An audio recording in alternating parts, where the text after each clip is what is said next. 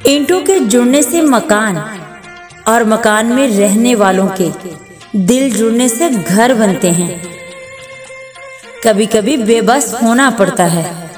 दिल पर पत्थर ना रखें तो लोग पांव रख जाते हैं, और इतनी बेदर्दी से कि ना उन्हें खुदा याद रहता है और ना अपना इंसान होना।